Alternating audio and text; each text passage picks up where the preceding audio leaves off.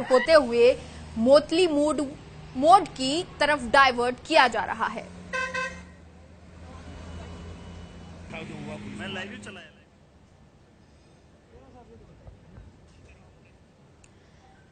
तो डूंगरपुर की ये तस्वीरें, स्थिति हम आपको दिखा रहे हैं कि किस तरह से आंदोलनकारियों ने पथराव कर दिया, स्थिति हिंसक बन गई। ऐसे में जब पुलिस आई तो पुलिस पे भी पथराव किया गया। जो ड्राइवर था एसडीओ का वो घायल हो गया, कई पुलिसकर्मी घायल हो गए क्योंकि ये लोग इतने हिंसक थे कि इन्होंने पुलिस की कोई बात नहीं सुनी और उसके बाद पथराव शुरू कर दिया। ऐसे में स्थिति और भी गंभीर हो गई और अब स्थिति ये है कि पुलिस को थोड़ा पीछे हटना पड़ा है। हालांकि जो रूट है वो डाइवर्ट कर दिया गया है, जाम जो है वो अभी लगा हुआ है। ऐसे में पुलिस चाहती है, पुलिस ने स्थिति को कंट्रोल करने के लिए रूट को डाइवर्ट कर दिया है। ये डाइवर्ट रूट हो गया है, लेकिन स्थिति आप देखिए विजुअल में, ये तस्वीरें आपको बताती हैं कि किस तरह से ये लोग आक्रामक हो गए होंगे, किस तरह से स्थिति जो है वो संभालनी मुश्किल पुलिस के लिए हो गई होगी, क्योंकि कोई भी नेता इनका नहीं था और जब नेता नहीं होता है तो स्थिति ऐसी होती है कि कोई बात करने के लिए तैयार नहीं होता है। पुलिस ने बात करने की कोशिश की, समझाइश करने की कोशिश की, ये लोग नहीं माने। इसके बाद कलेक्टर आए, एसपी आए, उन लोगों ने समझाइश की कोशिश की, लेकिन उसके बावजूद भी स्थिति ऐसी की ऐसी ही बनी रही। और हमारे संवाददाता रवि जुड़ गए हैं। रवि, स्थिति आप देख रहे होंगे किस तरह से बनी हुई है। तस्वीरें हम दर्शकों को लगातार दिखा भी रहे हैं कि किस तरह से ये आंदोलनकारी जो है उग्र हो गए हैं। अब ऐसे में क्या आगे हल निकलेगा? जी बिल्कुल, देखिए दरअसल ये जो पूरा मामला है मेघा, मैं बताना चाहूंगा कि 1167 जो अनारक्षित सीटें हैं, अनुसूचित जो जाति के जो यहाँ पर जो लोग हैं, जो अभ्यर्थी हैं, वो पिछले 18 दिनों से आंदोलन कर रहे हैं और काकरी डोंगरी जो जगह है वहां पर इनका एक महापड़ाव चल रहा था, जो आज NH 8 जो हाईवे है, उदयपुर अहमदाबाद हाईवे, वहां पर आ गया और इसके बाद जाम हुआ, आगजनी हुई। कुल मिलाकर इनकी जो बड़ी डिमांड है वो सिर्फ यही है कि जो रीट 2018 में जो रिक्त पद है, 1167 जो सीटें हैं, उन पर इनको नियुक्ति दी जाए। इस बात को लेकर चूंकि आज जो है जयपुर में एक बैठक भी होनी थी, लेकिन वो बैठक जो है किन्हीं कारणों से कैंसिल हो गई थी इसी पूरे मसले को लेकर। और इस बात से ये जो अभ्यर्थी हैं ये खासे नाराज है।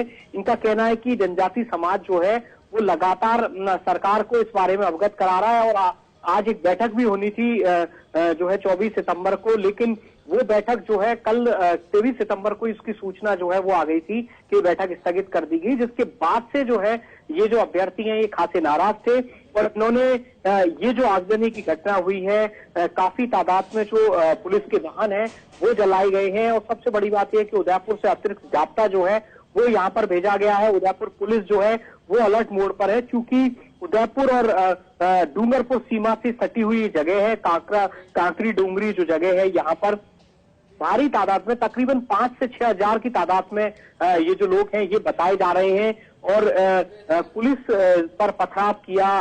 और सबसे बड़ी बात यह है कि जिस तरह से विजुअल्स में भी हम लोग देख पा रहे हैं कि लाठी, डंडे और जो दूसरे हथियार हैं उनको लेकर ये जो आदिवासी समाज के जो लोग हैं वो इस हाईवे पर जो है घेरा डाले हुए हैं। पुलिस के लिए बड़ी एक तरीके से कहें तो चुनौती है। प्रशासनिक जो अधिकारी हैं, पुलिस के जो अधिकारी हैं, वो लगातार कोशिश कर रहे हैं कि समझाइश की जाए और कुछ जो लोग हैं उनको पुलिस ने हिरासत में भी लिया है इस आगजनी के मामले में। और सबसे बड़ी बात है कि उदयपुर के जो संभागीय आयुक्त है विकास भाले, उन्होंने स्थिति को लेकर चर्चा की है अधिकारियों से, साथ में आईजी जो है उन्होंने चर्चा की है और आसपास के जो सटे हुए जो जिले हैं वहां के एसपी जो है वो भी लगातार मॉनिटरिंग कर रहे हैं कि अगर किसी भी तरह की जरूरत होती है तो और जो फोर्स है वो वहां पर भेजी जा सके। जी बिल्कुल रवि, स्थिति हम भी देख रहे हैं, आप भी देख रहे हैं और दर्शक भी देख रहे हैं कि किस तरह से आगजनी हुई है। पुलिस के जो वाहन हैं उनको जला दिया गया, हाईवे को जाम कर दिया गया,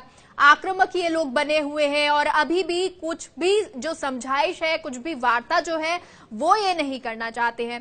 अब ऐसे में सबसे बड़ा सवाल ये उठता है कि कोई जो इनका नेता है वो सामने नहीं आ रहा है, ये समझाइश नहीं करना चाहते हैं, समझाते हैं पुलिस वाले या कलेक्टर, एसपी तो ये समझते नहीं है, तो बात कैसे आगे बढ़ेगी? क्योंकि जैसे हमने गुलाबचंद कटारिया नेता प्रतिपक्ष जो है उनसे बातचीत की तो उनका भी यही कहना था कि जब तक बात नहीं करेंगे तो बात नहीं बनेगी। हमने विकास जी से बात की थी, उनका भी यही कहना था कि बात करनी पड़ेगी तभी बात बनेगी। तो अब ये लोग कैसे मानेंगे, किस तरह से बात बनती नजर आएगी?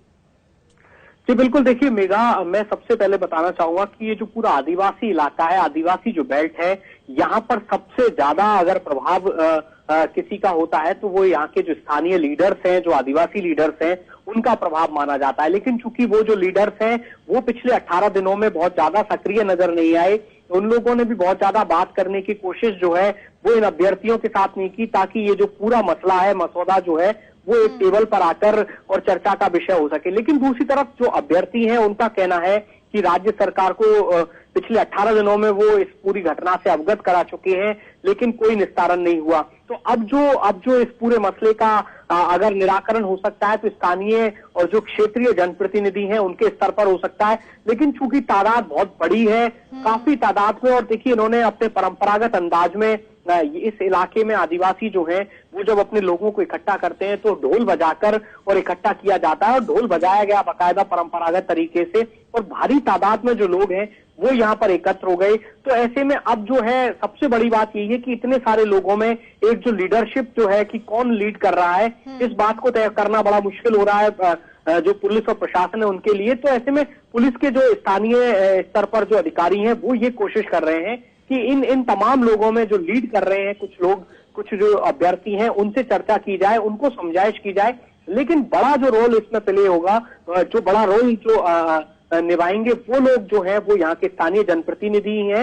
उनको कहीं ना कहीं अब आगे आना होगा, समझाइश करनी होगी। आदिवासी जो नेता हैं उनको अब अपना जो एक तरीके से कहें तो कर्तव्य जो है वो निभाना होगा, क्योंकि उदयपुर अहमदाबाद जो हाईवे है वो पूरा का पूरा जाम है। कई किलोमीटर तक जो ट्रक और जो दूसरे वाहन है उनकी लाइनें लगी हुई हैं। पूरी तरीके से ये जो रोड है अब जाम हो चुका है।